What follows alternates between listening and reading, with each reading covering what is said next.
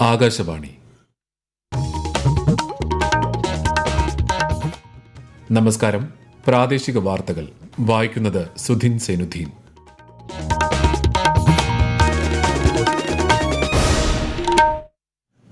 പ്രധാന വാർത്തകൾ.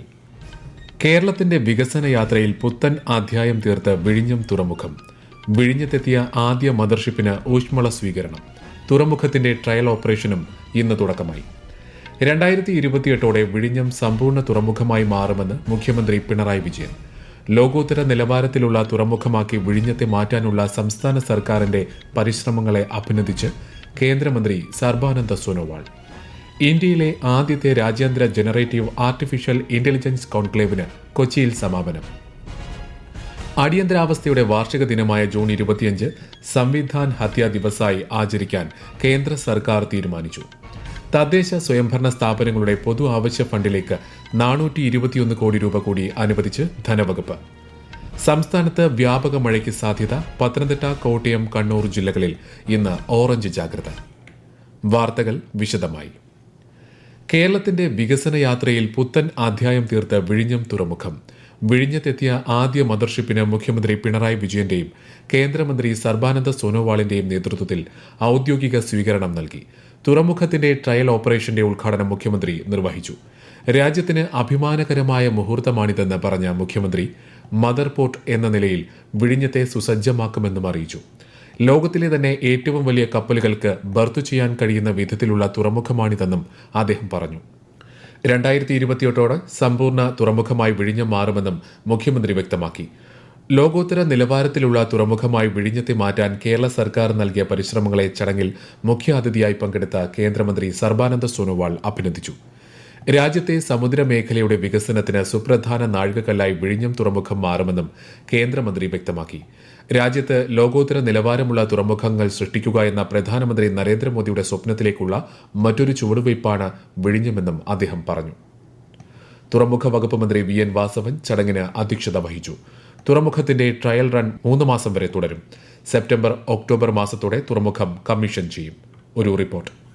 ലോക വാണിജ്യ ഭൂപടത്തിൽ കേരളത്തിന്റെ സ്ഥാനമുറപ്പിക്കാൻ വിഴിഞ്ഞം തുറമുഖം സഹായിക്കും. പൂർണ്ണമായും ട്രാൻസ്ഷിപ്മെന്റിനായി രൂപകൽപ്പന ചെയ്ത രാജ്യത്തെ ആദ്യ തുറമുഖം കൂടിയാണ് വിഴിഞ്ഞം. അന്താരാഷ്ട്ര കപ്പൽശാലിന്റെ ഏറ്റവും അടുത്ത് സ്ഥിതി ചെയ്യുന്ന വിഴിഞ്ഞം സ്വാഭാവിക ആഴം ഏറ്റവും കൂടുതലുള്ള തുറമുഖം കൂടിയാണ്. 8,867 കോടി രൂപയാണ് തുറമുഖത്തിന്റെ ആകെ മുതൽ മുടക്ക്. ഇതിൽ 5,595 കോടി രൂപ സംസ്ഥാന സർക്കാരും 818 കോടി രൂപ കേന്ദ്ര സർക്കാരുമാണ് വഹിക്കുന്നത്.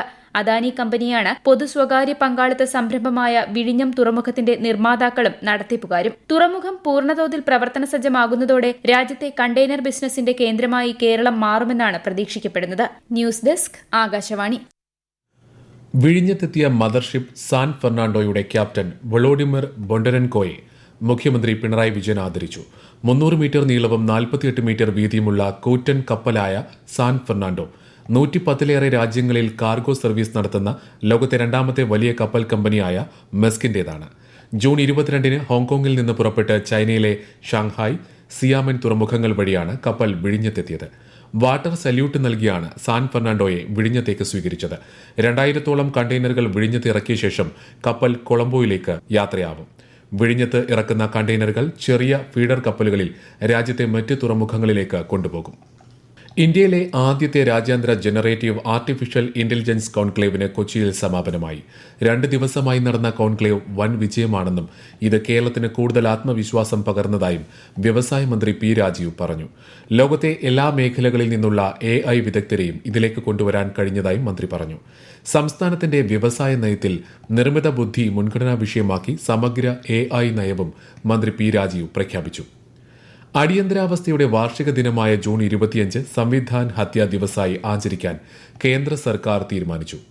1975 ഇതേ ദിവസമാണ് മുൻ പ്രധാനമന്ത്രി ഇന്ദിരാഗാന്ധി രാജ്യത്ത് അടിയന്തരാവസ്ഥ പ്രഖ്യാപിച്ചത്.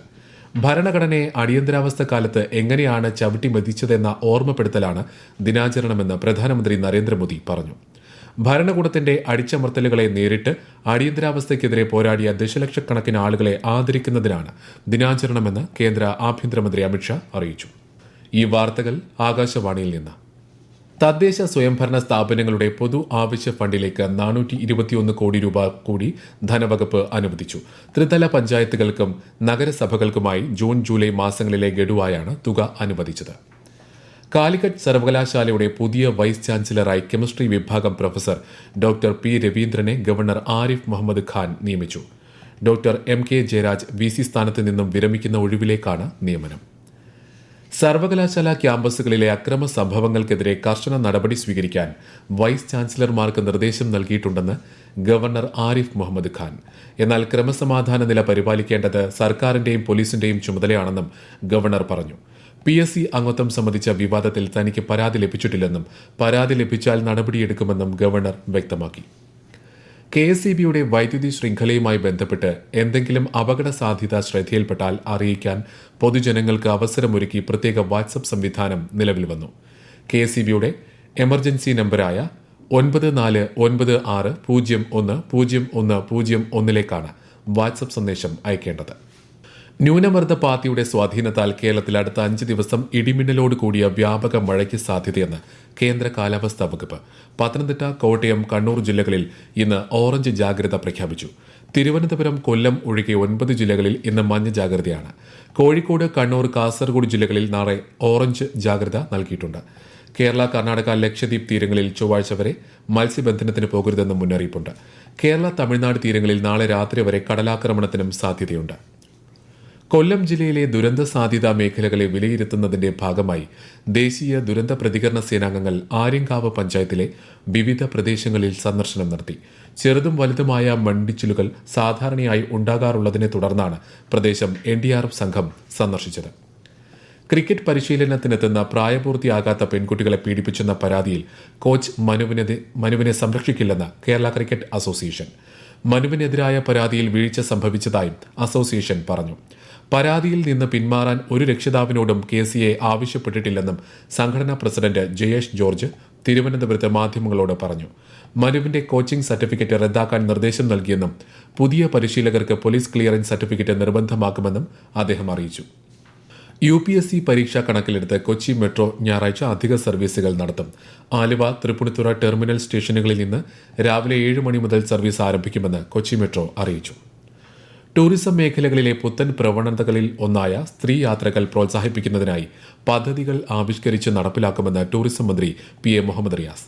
സ്ത്രീ സൌഹൃദ ടൂറിസം പദ്ധതിയുടെ ഭാഗമായുള്ള ഡെസ്റ്റിനേഷൻ പ്രമോഷൻ യാത്രയുടെ ഫ്ളാഗ് ഓഫ് നിർവഹിച്ച് സംസാരിക്കുകയായിരുന്നു അദ്ദേഹം. അമ്പൂരി വെള്ളറട പ്രദേശം സ്ത്രീ സൌഹൃദ ടൂറിസം കേന്ദ്രമാക്കി മാറ്റുന്നതിനുള്ള ക്യാമ്പയിന്റെ ഭാഗമായാണ് ആദ്യ യാത്ര സംഘടിപ്പിച്ചത്. കോഴിക്കോട് പന്തീരങ്കാവ് ഗാർഹിക അതിക്രമ കേസിൽ അന്വേഷണ സംഘം കോടതിയിൽ കുറ്റപത്രം സമർപ്പിച്ചു. പന്തീരങ്കാവ് പോലീസ് രജിസ്റ്റർ ചെയ്ത കേസിൽ പ്രത്യേക അന്വേഷണ സംഘമാണ് അന്വേഷണം നടത്തിയത്. യുവമോർച്ച തിരുവനന്തപുരം ജില്ലാ കമ്മിറ്റി നടത്തിയ PSC ഓഫീസ് മാർച്ചിൽ സംഘർഷം. PSC കോഴ ആരോപണത്തിൽ കുറ്റക്കാർക്കെതിരെ നടപടി സ്വീകരിക്കണം എന്നാവശ്യപ്പെട്ടായിരുന്നു മാർച്ച്.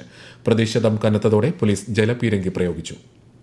ഇത്തവണത്തെ ആറന്മുള വെള്ളസദ്യ, ഉത്രട്ടാതി ജലോത്സവം എന്നിവയുടെ ക്രമീകരണങ്ങൾ വിലയിരുത്തുന്നതിനായി മന്ത്രി വീണ ജോർജിന്റെ നേതൃത്വത്തിൽ പത്തനംതിട്ട കളക്ടറേറ്റിൽ അവലോകന യോഗം ചേർന്നു.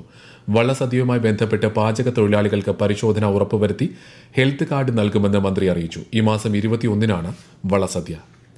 രാജ്യത്തെ ഓഹരി വിപണികളിൽ നേട്ടം. ബോംബെ ഓഹരി സൂചിക സെൻസെക്സ് 622 പോയിന്റ് ഉയർന്ന് 80,519-ലും ദേശീയ ഓഹരി സൂചിക നിഫ്റ്റി 186 പോയിന്റ് ഉയർന്ന് 24,502-ലും വ്യാപാരം അവസാനിപ്പിച്ചു. സ്വർണ്ണവിലയിൽ വർധന. പവന് 240 രൂപ വർദ്ധിച്ച് 54,080 രൂപയും ഗ്രാമിന് 30 രൂപ വർദ്ധിച്ച് 6,760 രൂപയുമാണ് ഇന്നത്തെ വില. പ്രധാന വാർത്തകൾ വീണ്ടും. കേരളത്തിന്റെ വികസന യാത്രയിൽ പുത്തൻ അധ്യായം തീർത്ത് വിഴിഞ്ഞം തുറമുഖം. വിഴിഞ്ഞത്തെത്തിയ ആദ്യ മദർഷിപ്പിന് ഊഷ്മള സ്വീകരണം. തുറമുഖത്തിന്റെ ട്രയൽ ഓപ്പറേഷനും ഇന്ന് തുടക്കമായി. 2028ഓടെ വിഴിഞ്ഞം സമ്പൂർണ്ണ തുറമുഖമായി മാറുമെന്ന് മുഖ്യമന്ത്രി പിണറായി വിജയൻ. ലോകോത്തര നിലവാരത്തിലുള്ള തുറമുഖമാക്കി വിഴിഞ്ഞത്തെ മാറ്റാനുള്ള സംസ്ഥാന സർക്കാരിന്റെ പരിശ്രമങ്ങളെ അഭിനന്ദിച്ച് കേന്ദ്രമന്ത്രി സർബാനന്ദ സോനോവാൾ. ഇന്ത്യയിലെ ആദ്യത്തെ രാജ്യാന്തര ജനറേറ്റീവ് ആർട്ടിഫിഷ്യൽ ഇന്റലിജൻസ് കോൺക്ലേവിന് കൊച്ചിയിൽ സമാപനം. അടിയന്തരാവസ്ഥയുടെ വാർഷിക ദിനമായ ജൂൺ 25 സംവിധാൻ ഹത്യാ ദിവസായി ആചരിക്കാൻ കേന്ദ്ര സർക്കാർ തീരുമാനിച്ചു. തദ്ദേശ സ്വയംഭരണ സ്ഥാപനങ്ങളുടെ പൊതു ആവശ്യ ഫണ്ടിലേക്ക് 421 കോടി രൂപ കൂടി അനുവദിച്ച് ധനവകുപ്പ്. സംസ്ഥാനത്ത് വ്യാപക മഴയ്ക്ക് സാധ്യത. പത്തനംതിട്ട, കോട്ടയം, കണ്ണൂർ ജില്ലകളിൽ ഇന്ന് ഓറഞ്ച് ജാഗ്രത. പ്രാദേശിക വാർത്തകൾ കഴിഞ്ഞു. അടുത്ത വാർത്താ പ്രക്ഷേപണം രാത്രി 7:25.